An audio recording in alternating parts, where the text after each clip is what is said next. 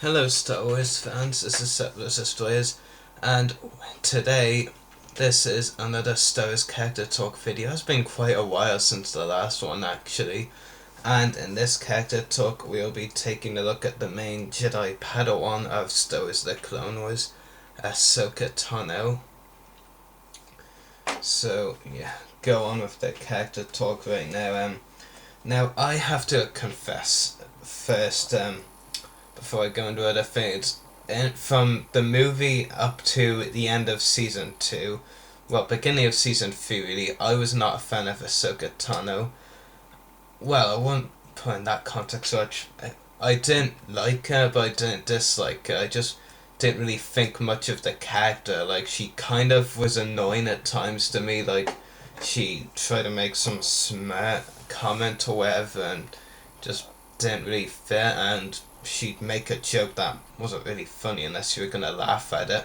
And yeah, the character in the movie season 1 and season 2 did not impress me at all and wasn't a good character for Ahsoka.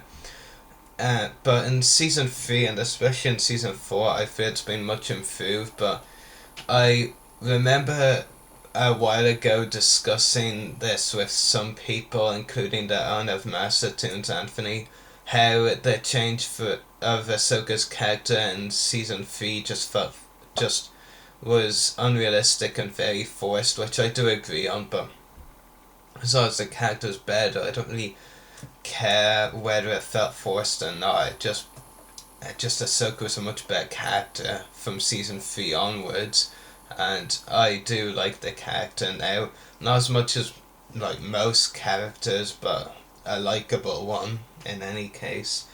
And the next thing I want to talk about is how much character development Ahsoka is going through right now. Not many people realize it, but she is going through a lot, especially in the season 4. The Monk Hermariak, for an example, she went through quite a bit of development in that. They portrayed her perfectly. I mean, some acts, like the Citadel arc, I mean, maybe not so much, or acts like that. But in this arc, I felt she was done perfectly. It wasn't the fact that she had anything major to do, it was a major part of the story. What she did do, she did perfectly.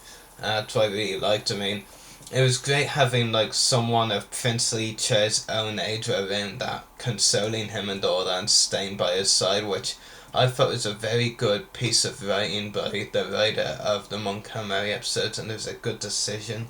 And then, of course, a friend in need. There was heaps of character development for both her and Lux Bonteri in that one, in the episode.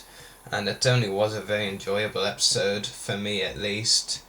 I do know there are some people out there that would disagree with me, so I added in, for me at least, just to get them off my back.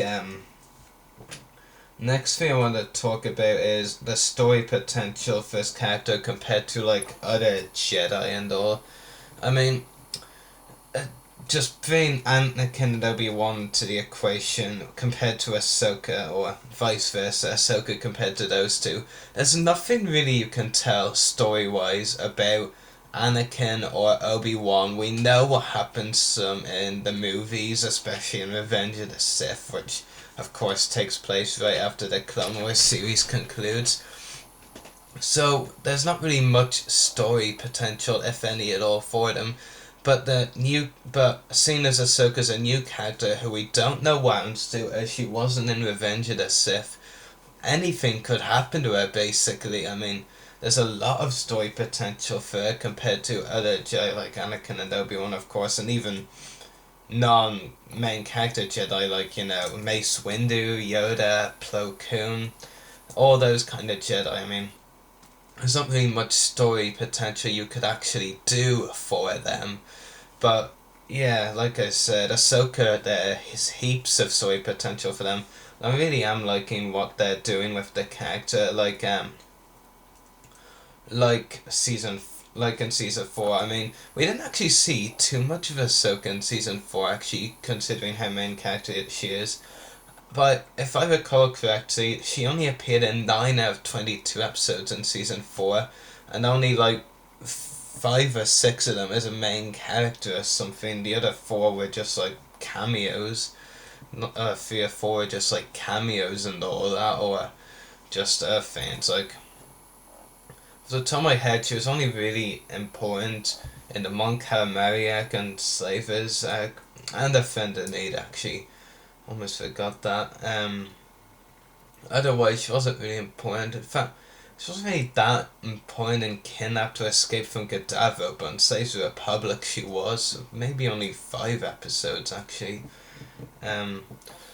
But yeah, and then there was the episodes after those, like Deception, Crisis on the Boo, and especially Brothers, where she was completely unnecessary. I mean, what the cars need to learn is don't put the main characters in unless they're necessary. I mean, all those cameos, especially by Anakin and Ahsoka and Brothers, were just so stupid and didn't fit with the story. But yeah. And anyway, we're going to read some fan comments on the character, and I actually have to say, there was a lot of comments. I mean, compared to other character talk videos where I asked my fans on Facebook about their opinions on the character, we've only gotten at most 4 comments. This time we've hit around 20, I think. That's actually really good, and this time I'm actually not going to be able to read them all out, so I'll read as many as possible now and give my opinions on them. Dan says, I know there's been 4 seasons of the Clone Wars, but I still think she is unneeded. She is put in many of the awesome situations of the show, and yet is mostly given the duty of just watching what the other characters do around her. I actually have to agree with Dan on that. I mean, there hasn't really been an episode in the Clone Wars so far where we've really gotten into why they made the character of Ahsoka. I mean, when there's something important going on, it's Anakin doing it, maybe Obi-Wan doing it, as in Revenge, but we've never really seen an episode where Ahsoka is doing something hugely important, you know, and that's sort of why I won't mind seeing Ahsoka Kino fight a Savage or Professor Maul. Alright, I think they are too strong for her, yes, but even separately, but I mean, that would show that she is important to the cause. It hasn't really been an important episode. I mean, you could say the Lux Bonteri thing is important, but if you think about it, it's kind of not, because it's not related to the war, and Anakin and Obi-Wan are doing important things related to the war, but I don't know, it's just my opinion, really. But yeah, I do see Dan's point there. Glenn also says, I can only say it best in song, and he's referring to his amazing The Fate of Ahsoka official music video on YouTube, and if you haven't checked it out yet, you might as well, because it is an amazing music video. Hristos says, I'm wondering what dark moment she will have in Season 5. That's another thing. Dave Filoni has been hinting already that Season 5 is Ahsoka's best season and Ashley Eckstein's best work and voicing Ahsoka. So I'm really excited. From one point of view, I'm really excited about what they have in store for Ahsoka for Season 5. But another thing is a bit of show. They're always saying these sorts of things and they're not delivering them, to be honest with you. But so I hope in this case they do. I mean, for example, every season they're saying, oh, this is the best season yet, folks. You might as well want to tune in and watch it. Well, arguably Season 2 is the best season for most people. I kind of like Season 4 above the rest, and that does have its flaws, but that's just my opinion.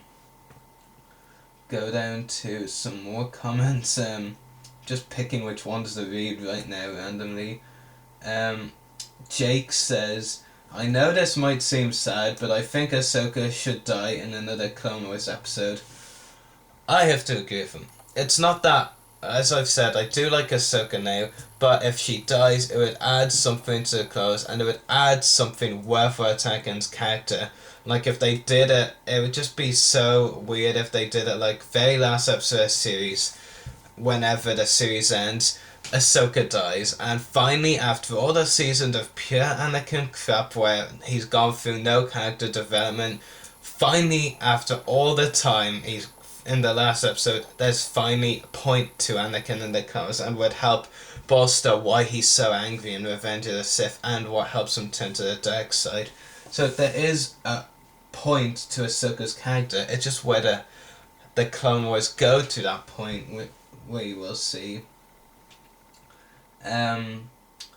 Okay, Josh says, she's my favourite character in the Clone Wars and I think she's just awesome. Mario says, she is to become a Jedi Master in Season 5. That's a bit over the top. She's not even a knight yet. And she can't become a master until Anakin does, and Anakin does not, so therefore Ahsoka cannot be a master. I think I'm right there. Okay, last comment is by Chan. I think that's how his name is said. Interesting name anyway. Ahsoka is my idol and I love and envy her from now and then. She really isn't young anymore and sometimes I just miss her witty quips of Anakin. Personally, I don't. That's not part of the comment, by the way. I think as she matures, she needs to face lots of dilemmas, such as the Jedi Order and the War at Light and Dark.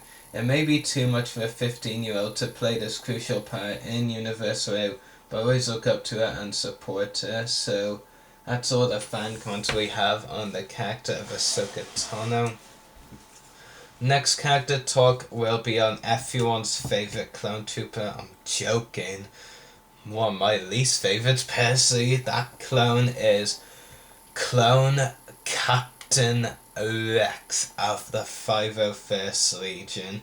If you're expecting me to be, oh, Rex is my favourite clone, just like most of these kids, no, you're gonna get hell as far as Rex is concerned, because I really dislike this character. So look out for that character talk and hear why I dislike Rex so much now. Anyway, may the Force be with you.